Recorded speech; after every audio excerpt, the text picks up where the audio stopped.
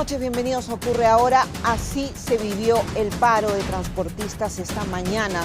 Finalmente los más afectados, los trabajadores del país que tuvieron que esperar largas colas, bastante conmoción, algunos movimientos con quema de llantas, enfrentamientos en grupos muy reducidos, pero sí, no fue lo cómodo que se esperaba para muchos llegar, por ejemplo, a sus lugares de trabajo. Las zonas más afectadas, puntos del cono norte, cono sur, por fortuna, a eso del mediodía ya varios desestimaron esta medida de fuerza, pero sí hubo bloqueos en las vías, eso hay que reconocerlo, con quema de llantas.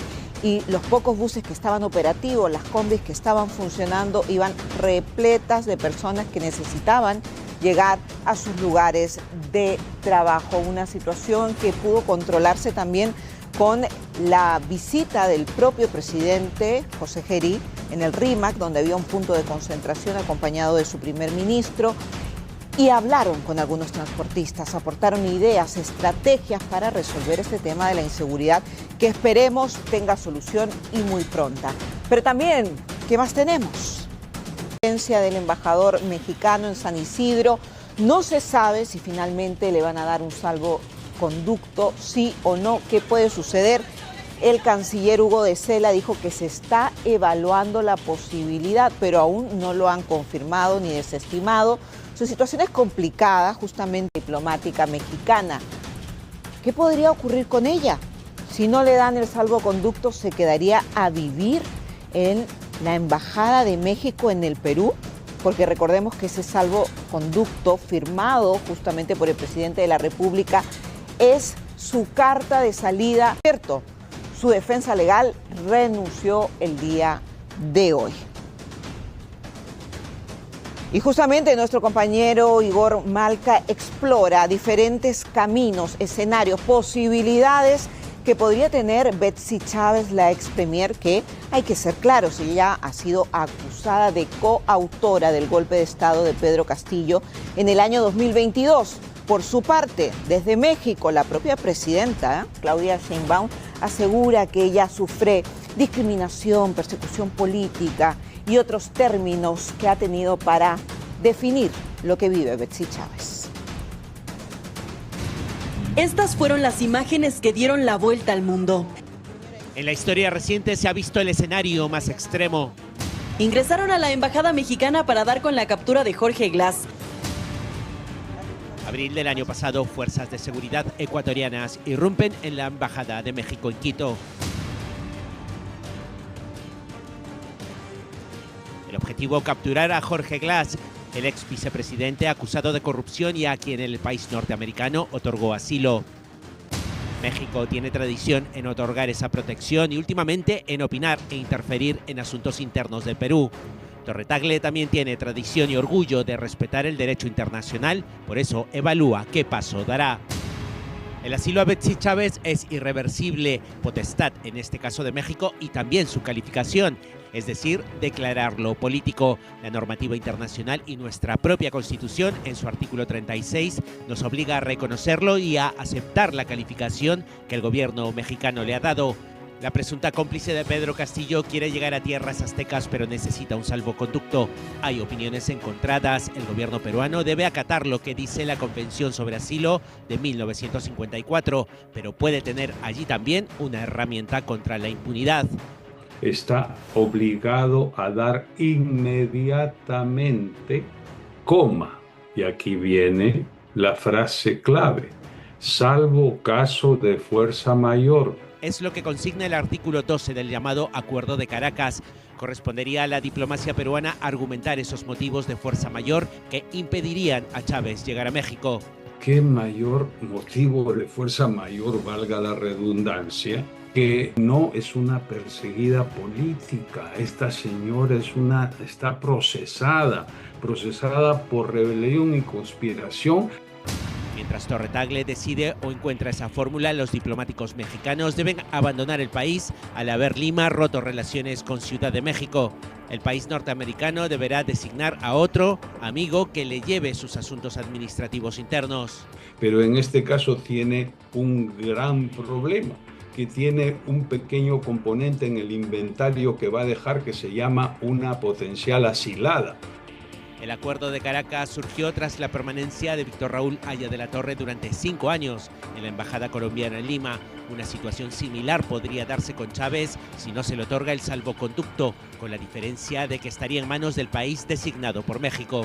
El país amigo, entre comillas, de México, que se coma esta papa caliente, que se compre el lío, va a tener que evaluar. Puede ser que acepte manejar los asuntos administrativos, pero yo comerme este lío y por enfrentarme con una buena relación que tengo con Perú, tendrán que empezarlo 2 veces.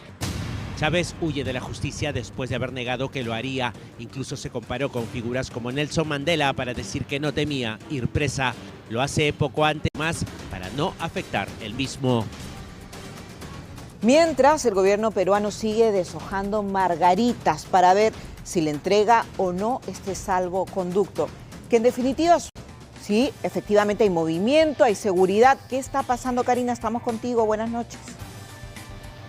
Muy buenas noches, Eli. Efectivamente, estamos aquí en la cuadra 5 de Coronel Portillo, aquí en el distrito de San Isidro, como tú bien lo dijiste, en este caso en los exteriores de la residencia del embajador de México. Es importante resaltar lo que tú señalas, porque en un inicio, cuando el canciller Hugo de Cela señala que le han dado asilo en la embajada, se suponía que estábamos en la cuadra 7 Jorge Basadre el día de ayer y por eso estuvimos resguardando, pero hoy, después de haber visto el comunicado de la embajada, donde se señalaba claramente que la embajada iba a permanecer completamente cerrada hoy 4 de noviembre, ¿no? Los ojos y la atención de la prensa giró aquí, a la cuadra 5 de Portillo, donde es la residencia del embajador de México. Ojo, pero que quede claro, no bien sabemos que ya no hay embajador de México aquí en nuestro país. Había una encargada a la que a través de X, ¿no?, el presidente José Geri le pide se retire. Al paro de transportistas había también incertidumbre. Algunos gremios sí se sumaron a esta medida de fuerza, otros dijeron mejor en esta oportunidad no, pero finalmente ¿quiénes pagan las consecuencias? Los trabajadores, los usuarios que tenían que llegar a sus trabajos iban muy incómodos, buses repletos, algunas vías bloqueadas, y no falta quien se aprovecha de esta situación para triplicar el precio de los pasajes. Caos y preocupación desde las primeras horas.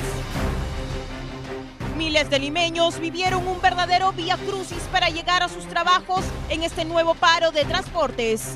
Combis repletas, pasajeros colgando, gritos y hasta empujones. Así comenzó la mañana para Lima y Callao. Queremos llegar hasta Lurín, no se puede. No hay ¿Desde qué hora está esperando? Desde las 4:30 de la mañana. ¿Desde qué hora? Desde las 4 de la mañana. De allá, 7 soles el pasaje de... En Puente Nuevo, la lucha era por subirse a cómodo lugar, así sea, con la mitad del cuerpo afuera. Otros esperaron más de 1 hora y hasta pagaron el triple de pasaje.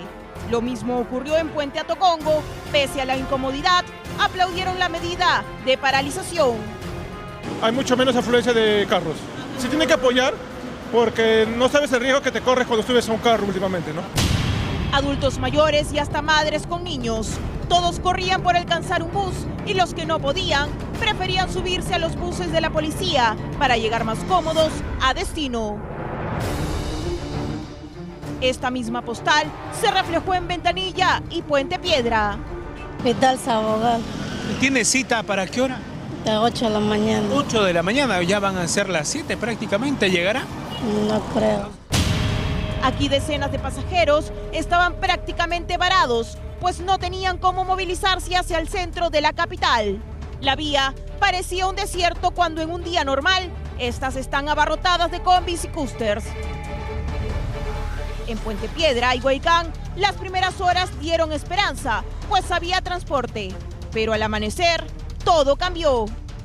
¿A dónde se dirige usted? A Los Olivos. ¿Qué línea debería tomar? El Chino. ¿Y ha pasado? No, todavía no. ¿Cuánto tiempo lleva esperando? Ya como 20 minutos. A Gamarra. ¿A Gamarra? ¿Y están pasando su bus? No. Una situación tensa que puso de nuevo en jaque a los peruanos. Entre la frustración y el apoyo, todos coincidían en algo. Y era la lucha por la vida a la que los transportistas se aferran en un sistema que sienten no los apoya, a pesar del dolor de perder cada vez más seres amados. ¿Y cómo se vivió el paro en la zona de Puente Nuevo, en el Agustino? Bueno, las colas eran interminables. Vemos cómo se subían los usuarios, los trabajadores, como pudiesen para llegar a sus trabajos, metían la mochila, unos bajaban, otros subían. Iba repleto este bus, muy incómodo, muy incómoda la situación para poder llegar a cualquier punto de la ciudad.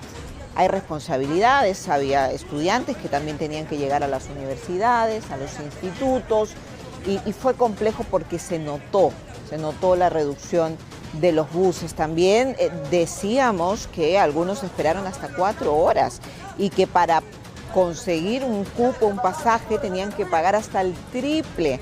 Ahí vimos a la Policía Nacional intentando coordinar, pero definitivamente se salía de las manos de la policía, inclusive de los transportistas. Fue uno de los momentos más críticos en la zona de Puente Nuevo, pero ¿qué ocurrió en Comas y Caraballo? Por favor, también quiero compartirlo con ustedes. Hay caravanas de buses, combis. Ahí vemos, por ejemplo, que algunos manifestantes le estaban bloqueando el paso a esta combi de estos buses para que no pudieran seguir, digamos, con su ruta, para que se unieran a esta medida de fuerza, porque sabemos lo que están sufriendo, que es difícil. Todos los días tenemos que informar de asesinatos de choferes, de cobradores, pero también la otra cara de la moneda es que muchas personas tienen que trabajar, y si no trabajan, muchos no comen porque viven del día a día. Entonces es una situación bastante compleja que también se vivió en la zona de Comas y Caraballo, cómo los obligaban literalmente a bajarse de estas unidades. Y también hicieron caravanas de buses.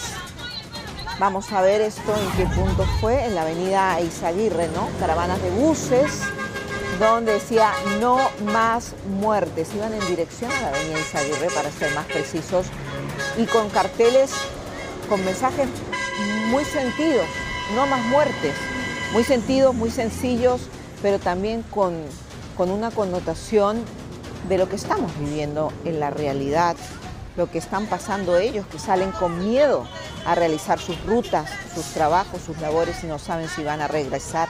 Estos buses son bastante concurridos y bastante utilizados en esta zona de Lima. Además, llegaron justamente a la avenida Eizaguirre y bloquearon la avenida, ahí lo ven ustedes, ¿no? La policía estaba resguardando uno de los carriles para que pudieran circular los vehículos particulares, pero fue muy difícil la circulación de otras unidades, camiones, buses, vehículos.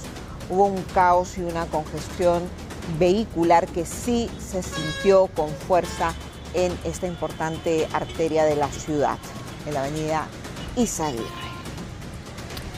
Ahora, lo particular, lo curioso, lo que muchos dicen solo pasa en Perú.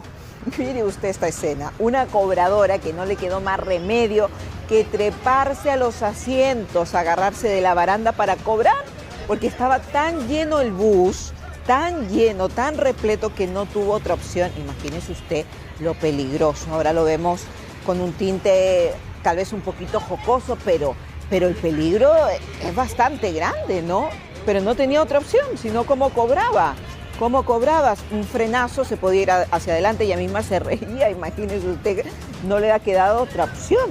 Pero es para que tengamos una idea de cómo iban estas unidades, llenas, las personas no se podían creer que esta mujer iba prácticamente trepándose, subiendo ahí por los asientos para poder cobrar. Así se vivió el paro de transportistas. Muchos también aprovecharon para grabarla y ella bien concentrada ahí contaba las moneditas, daba el cambio.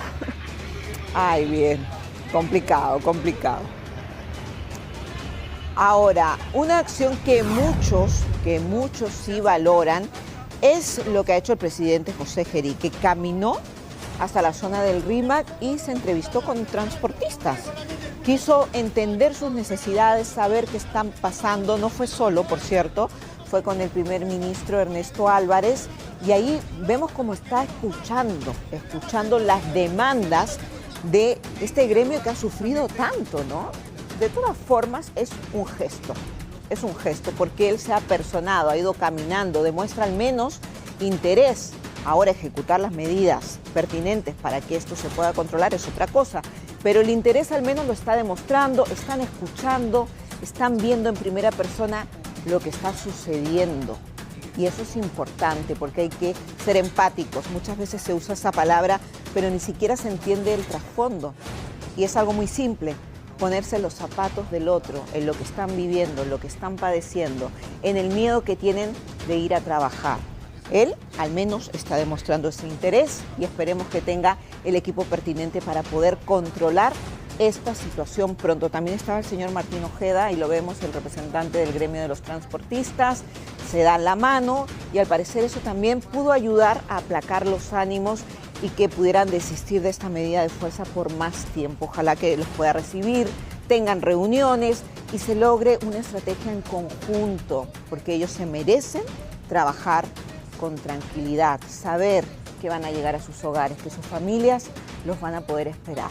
Así que imágenes del presidente José Gerí junto al primer ministro Ernesto Álvarez en el RIMAC. Hacemos una pequeña pausa, pero al regresar, ¿qué tengo para ustedes? Atención.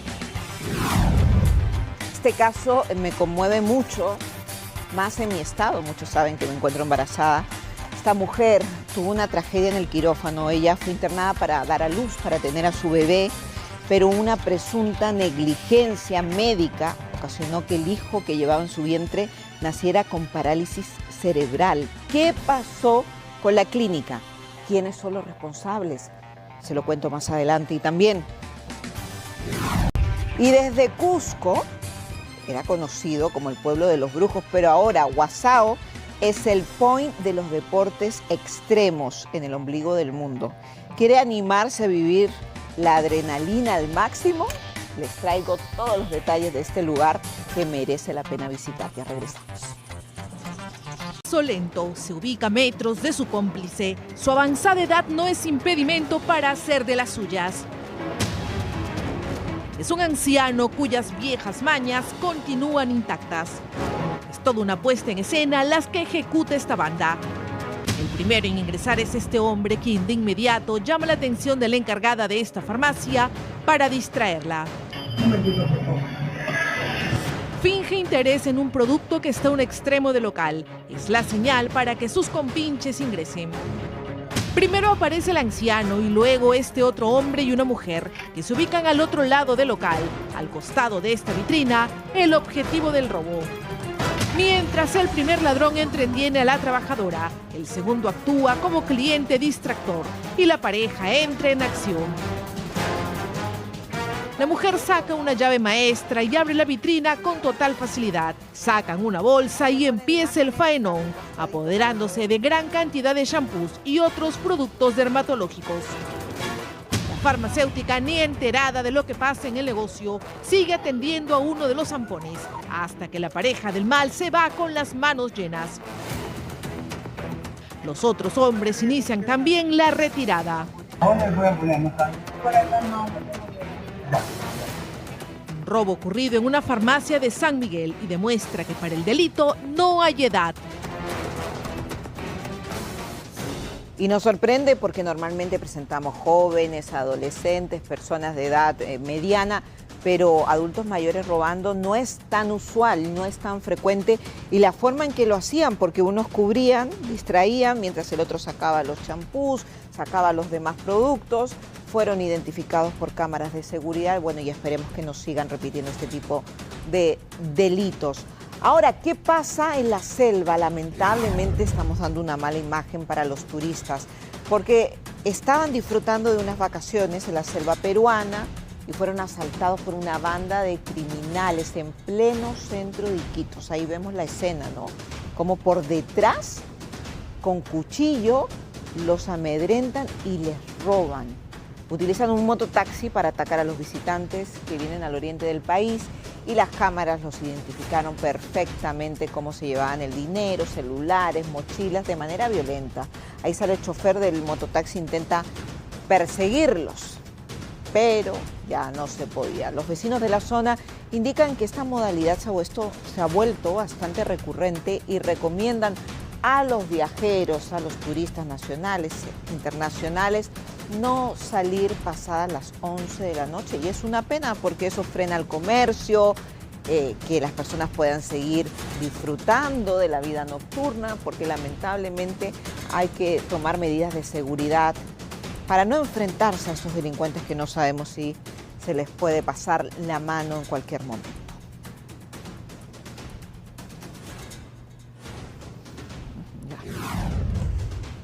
¿Y qué pasó en Trujillo? Le robaron $80.000 a un empresario minero.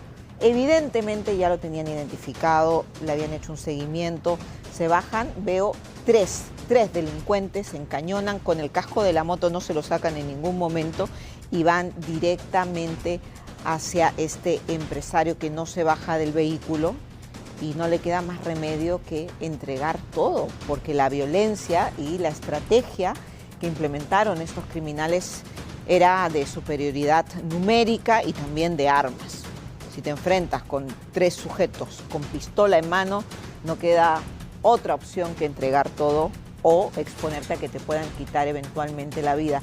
Además, estas modalidades también son frecuentes, ¿no? Ellos hacen seguimiento, ven cuánto dinero sacas del banco, cómo te movilizas, alguien da un dato. Esto no fue al azar.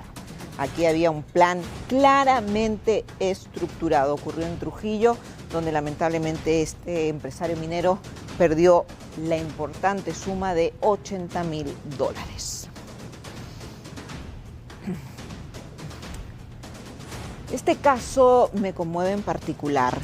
Yo he compartido con ustedes que me encuentro embarazada, estoy en un momento de mucha emoción y como muchas mujeres que vivimos esta etapa tan bonita, nos genera ilusión, nos genera expectativa, pero también puede generar mucha tristeza, como es el caso de esta mujer, de esta madre que fue a una clínica, confió en que iban a realizar un procedimiento médico como corresponde, con todas las normativas médicas, pero lamentablemente, al parecer, según ella denuncia, no se cumplieron.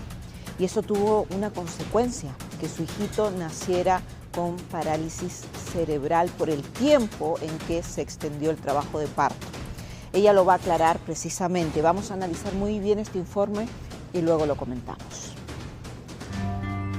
Programó el nacimiento de su hijo en una exclusiva clínica de Lima, pero una aparente negligencia médica en la cesárea convirtió la vida de Olenka, Esteban y su bebé en una verdadera pesadilla. Y por eso es que mi hijo ahora tiene parálisis cerebral y epilepsia. Y no es justo, porque yo estaba sana, mi hijo estaba sano. Es una clínica que se supone de primer nivel de atención especializada con personal especializado. Nosotros no fuimos un establo, nosotros fuimos una clínica. Hoy su pequeño Luca tiene apenas 2 años, no puede caminar con normalidad, tampoco jugar, ni mucho menos correr, y tiene que permanecer sujetado de pies y manos a este bipedestador para que no se le atrofien los músculos. Si fuese un tema de que yo necesitaría vender mis órganos para que mi hijo tenga una cura, lo haría. Es difícil ver a Luca que se arrastra en el piso, que no puede caminar, que no puede hablar. Según la denuncia presentada ante su salud y la fiscalía, la madre fue sometida a una cesárea programada, pero lo que debía ser un procedimiento rutinario se convirtió en una emergencia que nadie habría controlado. Al segundo que me pusieron la anestesia yo me sentí mal, sentí que me ahogaba y que no podía respirar. Yo avisé, lo comuniqué y la respuesta de la enfermera fue de que yo estaba ansiosa y que siguiéramos. El ginecólogo, que es el que me tenía que operar, estaba al frente en una esquina conversando con otra doctora, no era partícipe de todo lo que estaba pasando en ese momento. Yo me he sentido mal hasta que se me pusieron las uñas moradas. Lo más preocupante es que dentro de la sala de operaciones no habrían estado instaladas las máquinas necesarias para atender una emergencia como esta. El ginecólogo pedía una máquina para poder ver el monitoreo de los latidos de mi bebé. No había una. Él gritaba y gritaba, nunca le trajeron. Horas después, el pequeño nació sin que su madre escuchara su primer llanto. Fue trasladado directamente a una incubadora y permaneció 15 días en cuidados intensivos. Mientras tanto, ella habría quedado más de 1 hora con el abdomen abierto por otra aparente negligencia, pues habrían olvidado una gasa al interior. Yo he sentido cómo me tocaban, 2 veces me tocaban por todo el vientre, buscando la gasa. Me dolía. Yo me quejaba de dolor y era como si yo no existiera en la sala de parto.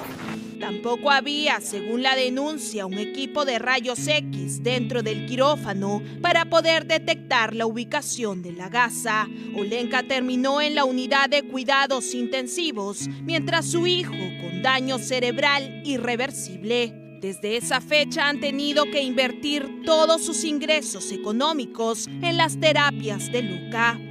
Él lleva terapias todos los días, lleva terapias físicas, terapia de habla, equinoterapia. Lo llevamos a 5 centros diferentes de terapias para que Luca pueda tener una vida de calidad, ¿no? Para que aunque sea se siente. Estamos hablando de unos 7.000 soles mensuales probablemente. Pero no solo es la lucha económica, sino también la batalla legal que han emprendido contra esta clínica ante entidades fiscalizadoras como Su Salud, que según la familia inicialmente habría determinado sancionar a esta clínica con 600 UIT y con el cierre definitivo.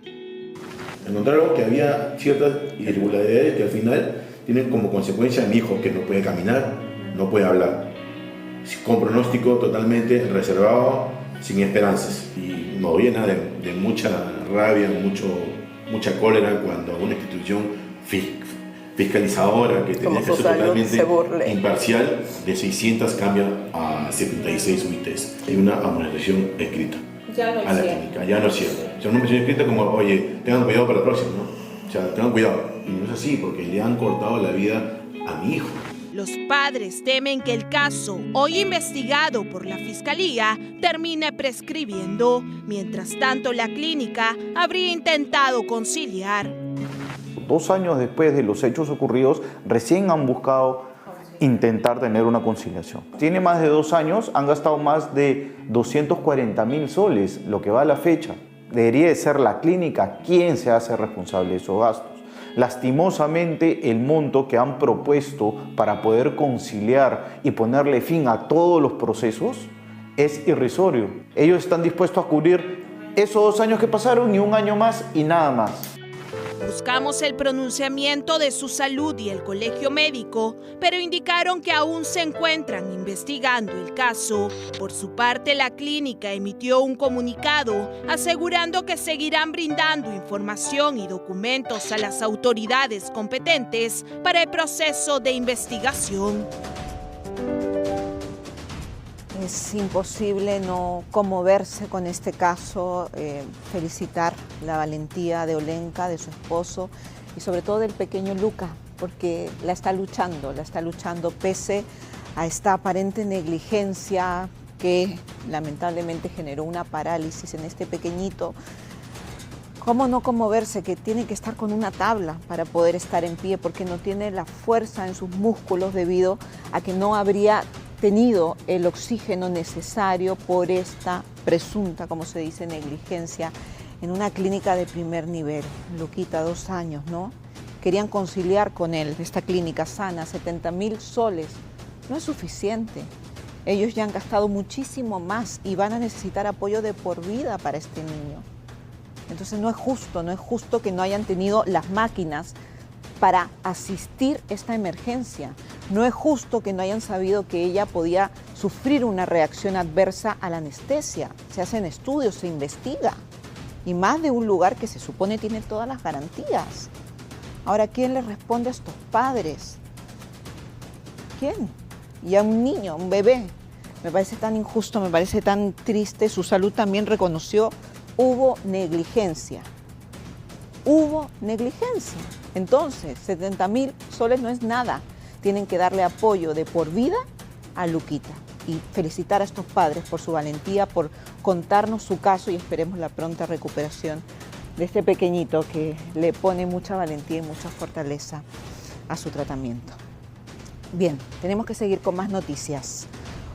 Un conductor ebrio perdió el control de su vehículo y terminó volcado en plena carretera central. Según testigos, el automóvil se desplazaba a gran velocidad cuando repentinamente chocó contra un carro estacionado. El impacto fue tan fuerte que hizo que este vehículo se voltee. Por fortuna no se registraron víctimas mortales, aunque los daños materiales fueron de consideración. Las primeras investigaciones señalan que el conductor se encontraba en estado de ebriedad, motivo por el cual fue intervenido y trasladado de inmediato a la comisaría de Chosica para todas las diligencias correspondientes. Esto también tiene que tener consecuencias porque puede terminar con la vida de cualquier inocente, casos que se repiten una y otra vez. Y ni siquiera estar cerca a una comisaría evitó que estos sujetos delincuentes intentaran robarse cables de un vecindario. Lo hacían con mucha habilidad, mucha destreza y fueron intervenidos. Vemos que se movilizaban a través de un mototaxi y operaban en la zona de Cárcamo. Fueron apodados como los malditos de Cárcamo. También se dedicaban al robo de celulares, de mochilas, de carteras.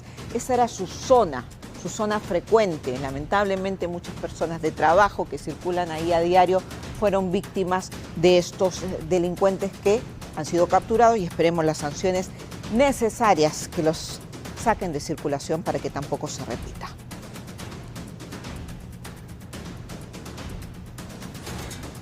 Y ahora sí que sí, vamos con el caso de unos delincuentes que les da absolutamente igual estar a metros de una comisaría por la noche, llegan a este barrio, se trepan, van de a dos y roban los cables. Los vecinos se quedan sin internet, sin luz y afectan, por supuesto, todos los servicios asociados a una casa.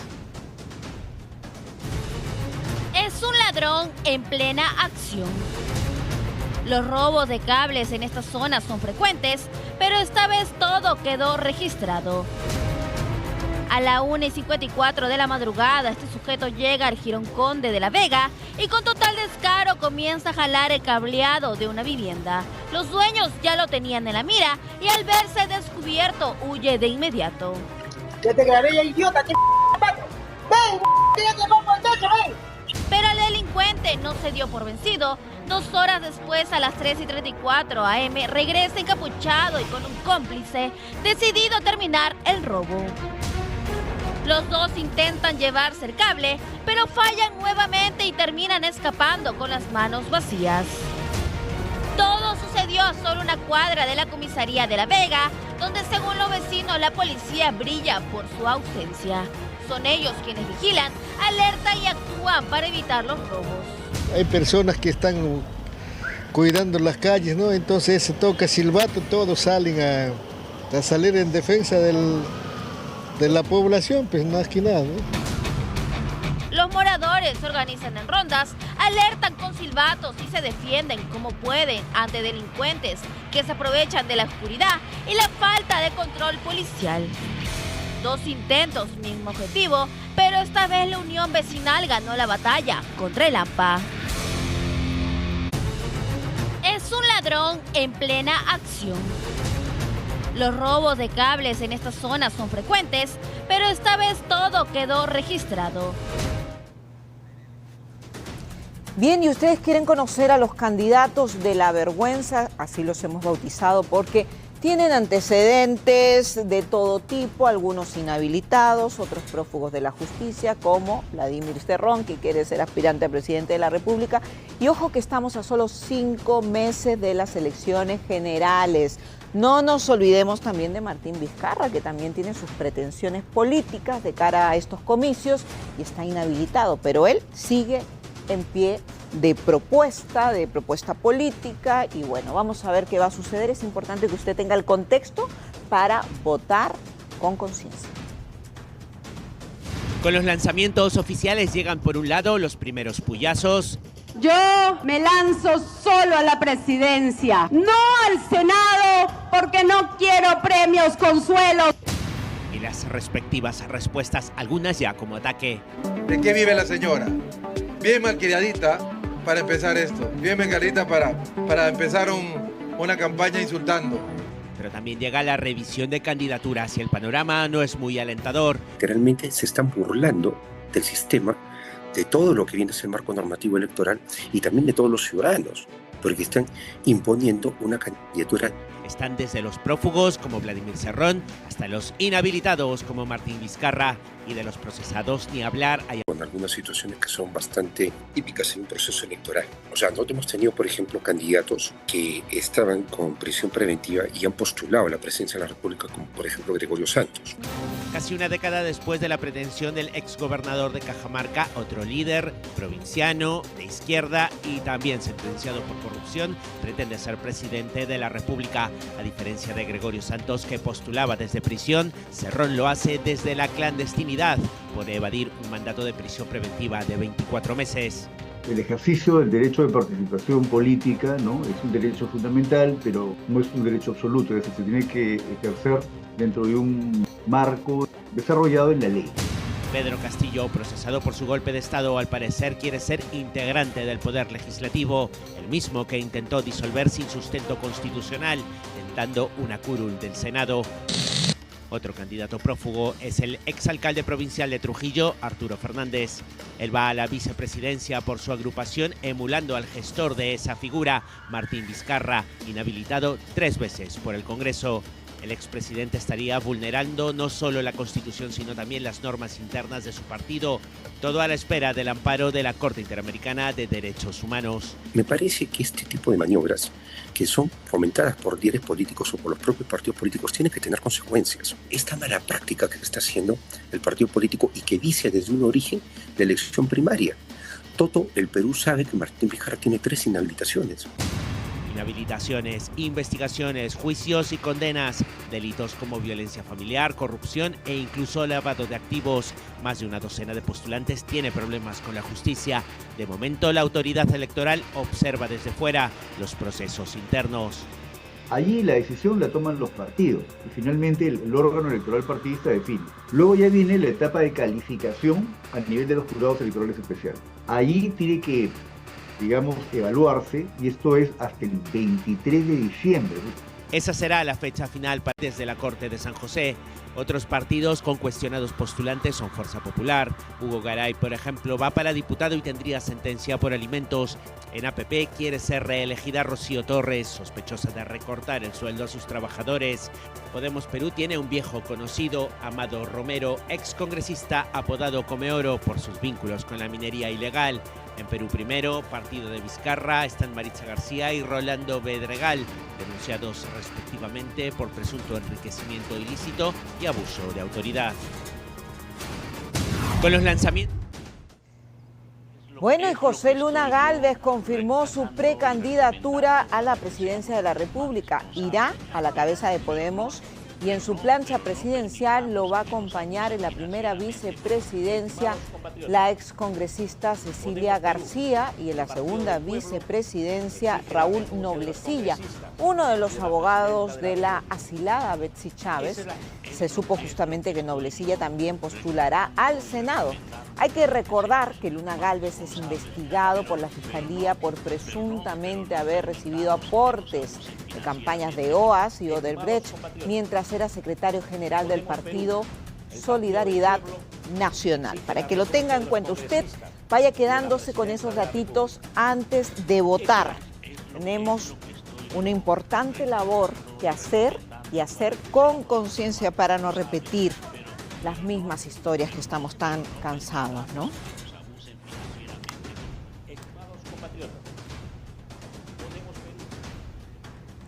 Ayer veíamos unas gráficas y es que la realidad es que algunos tienen varias investigaciones, varios cuestionamientos y otros tantos se quieren quedar en el poder. 80 de los actuales 120 congresistas quieren ir a la reelección, ya sea como diputados, senadores, y uno piensa, bueno, si tuvieran buenos resultados, bueno, si hubiesen hecho algo, cortan las uñas en el despacho presidencial, es realmente vergonzoso. También quiero que veamos esta nota y nos quedemos con nombres y también con antecedentes, por favor. Casi todos han comprobado que aquí la impunidad campea, así que ¿por qué no repetir plato? Hay al menos 80 de los 130 congresistas que tentarán la reelección, sea para la Cámara de Diputados, el Senado o el Parlamento andino. Una buena parte ha estado inmersa en alguna investigación o polémica. De hecho, varios han sido acusados directamente de recortar el sueldo a sus trabajadores. En la investigación de la Comisión de Ética Parlamentaria contra mi persona, no se ha recabado elemento material ni testimonial que corrobore mi participación en los hechos denunciados.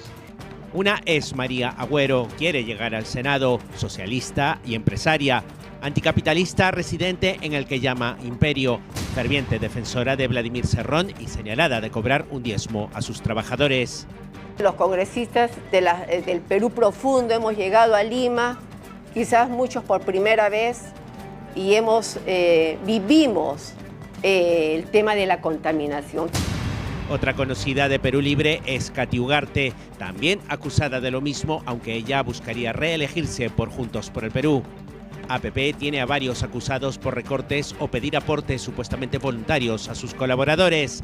Rocío Torres, Magali Ruiz, Alejandro Soto y la propia María Acuña figuran con pretensiones electorales. Las mujeres van al Senado, Soto a la Cámara Baja, también Heidi Juárez, aunque ella iría por Podemos Perú. La explicación es que prácticamente ha sido depósitos, calidad de préstamo que han tenido internamente en el despacho. Bueno, los supuestos cobros indebidos que ha hecho un asesor de mi despacho, he decidido separar a esta persona de mi equipo de trabajo. Otro que va en las filas de José Luna y está acusado por este aparente delito es José Arriola. Y que hagan de la política decencia, sobre todo para que cambie la mentalidad de la gente en función de la clase política que a veces por la culpa de unos cuantos está ensombrecida. Él busca la tranquilidad del Parlamento andino, aunque llegó al Congreso por Acción Popular, partido que además de niños tiene a otra señalada, Hilda Portero. Su horizonte es también ser diputada. Ahora, bueno, ahí están los antecedentes, ahí están los congresistas, sus aspiraciones políticas.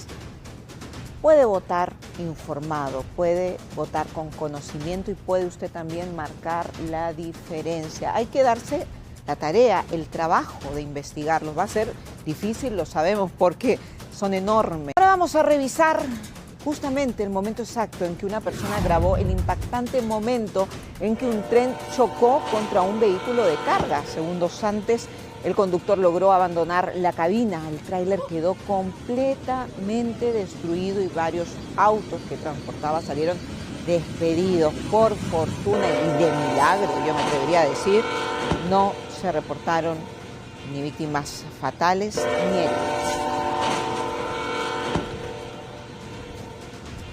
Y ahora les voy a presentar a esta ladrona. Es hábil, estratégica y muy silenciosa. Ella normalmente acude a restaurantes de Buenos Aires, una mujer que pasa desapercibida, pero miren la pericia que tiene para apoderarse de mochilas, con la discreción que lo hace, pasa desapercibida. Ella fingía ser una clienta más, pero aprovechaba todos los descuidos. Veía una cartera colgada y ahí iba. Atacaba con total naturalidad y rápidamente. Segundos después, la víctima, una de las personas que estaba comiendo con un grupo de amigos, se dio cuenta de la situación y bueno, dijo, ¿dónde está mi cartera? Ahí se da cuenta, ¿no? Ocurrió en el barrio de San Telmo, en Argentina, y ya poco y nada podía hacer porque esta delincuente se había ido.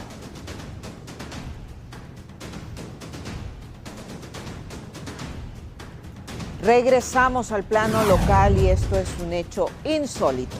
La fiscal Elizabeth Peralta, involucrada, recordarán ustedes, en tráfico de influencias y sobornos junto al ex presentador de televisión Andrés Hurtado, se entregó esta tarde nuevamente a la justicia.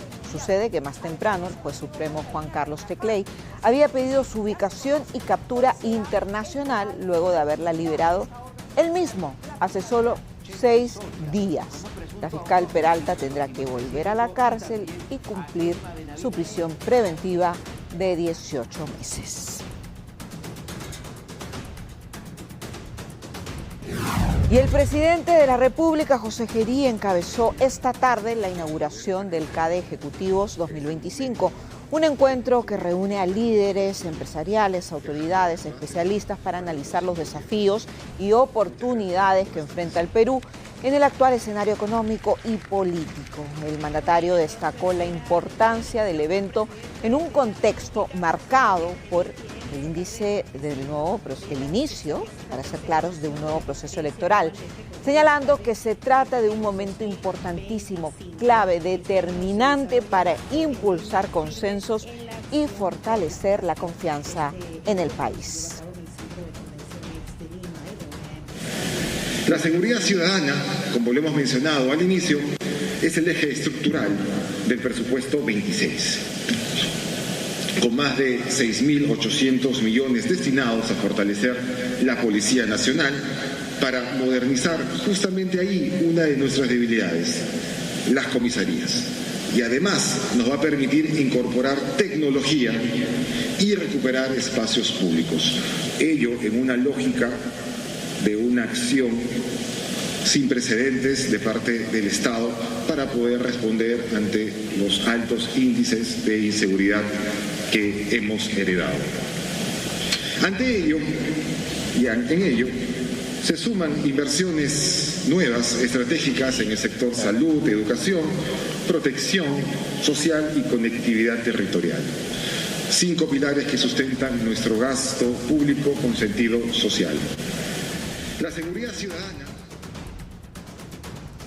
Y ahora vamos a conocer un pueblo que queda a media hora del Cusco. Se trata de Guasao, una localidad que era conocida como el pueblo de los brujos por todos los chamanes que allí nacieron.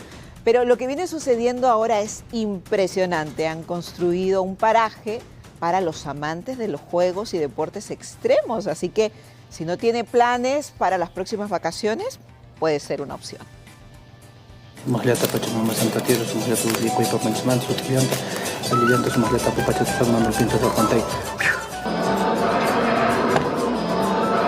Por el momento tenemos 14 dinosaurios. Este es el columpio extremo.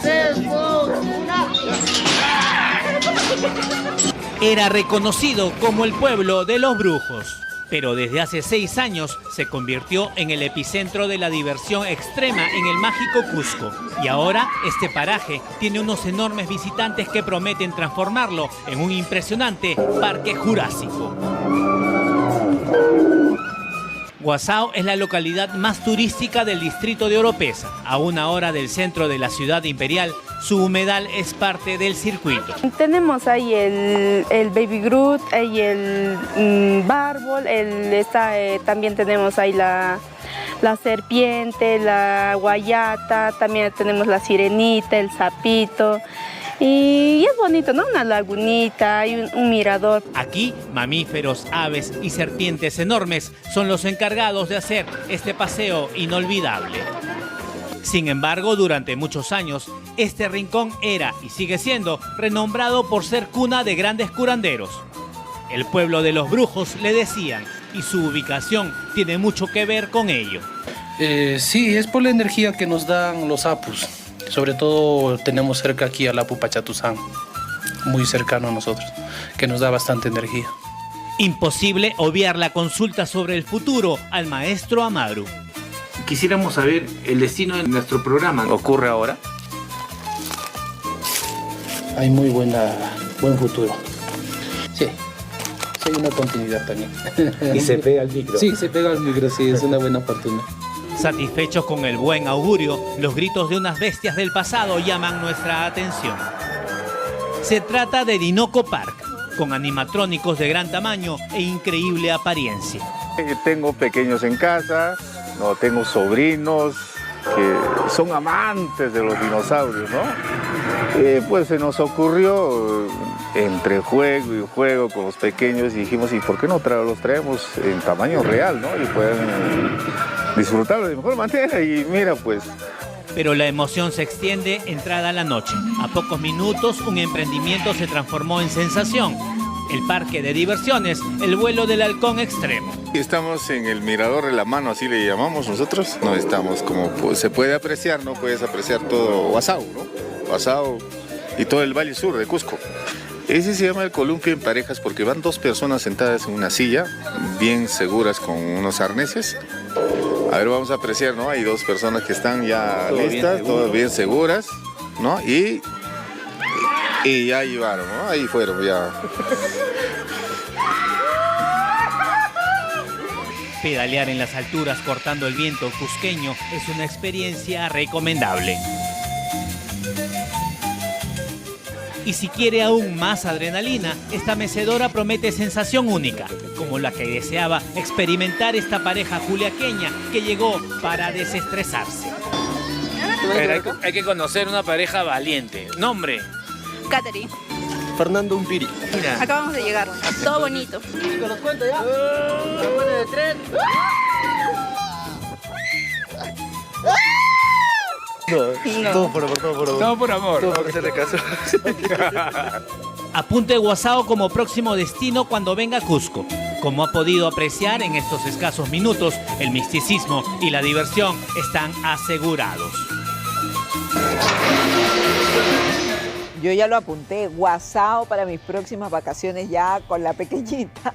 Pero está muy divertido este parque temático, los juegos extremos, también toda la mística de los chamanes y el entorno maravilloso del Cusco, el ombligo del mundo, donde nuestro compañero Juan Méndez ha ido, por supuesto, para contarnos esta experiencia y va a hacer más reportajes de este tipo para también conocer otros pueblos con encanto del Perú que merece la pena visitar. Qué bonito lugar, la verdad, me ha sorprendido. Y los juegos extremos, la bicicleta también que iba por unos cables. A ver si nos animamos por aquí, ¿eh? A mi productora Jesús Noriega, a ver si se anima también, porque realmente es muy interesante. Y Huazao está más o menos a 2 horas de Cusco, es decir, es un trayecto no muy largo y muy interesante, ¿no? Muy interesante porque también tiene otras propuestas distintas a las habituales del Cusco, ¿no? Y para los niños, eso, les va a encantar, seguro que sí. Bien, y ustedes también recordarán el escándalo, ya pasando a otros temas, de la filtración de datos de RENIEC, donde se expusieron justamente información personal de al menos 27 millones de peruanos. Bueno, ¿qué ha pasado? La presidenta justamente de RENIEC, Carmen Velarde, afirmó que la difusión del padrón inicial se realizó conforme a la ley y negó filtración de datos. Ella señaló que la publicación responde a un mandato legal. Además aclaró que el padrón inicial no equivale al padrón electoral. Pero mucha gente se quejó, claro, porque aquí no ocurre ahora. Informamos que la base de datos se vendía en el mercado negro y no sabemos con qué fines, pero desde 500, 800 dólares, más en estas épocas donde los extorsionadores, estas llamadas fraudulentas, los estafadores están por todas partes. Que tengan tu información personal puede ser sumamente peligroso, entonces tampoco se le puede bajar el perfil y decir estamos en el marco legal, porque hay que proteger mucho esos datos, que sean muy bien cuidados y también que ella exprese se cumplió o no el protocolo, y si evidentemente se cumple el protocolo y la exposición así está permitida, habría que hacer algunos ajustes, por lo menos es la impresión que tenemos desde el equipo de Ocurre Ahora. Bien, con esto aprovecho para despedirme por el momento porque regresamos en la edición central. Muchísimas gracias por acompañarnos. Nos vemos.